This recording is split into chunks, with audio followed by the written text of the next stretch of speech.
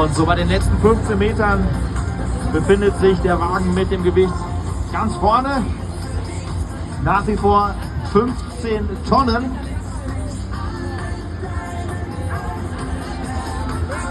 Auch hier wird es langsam, aber wir brauchen noch 2,5 Meter.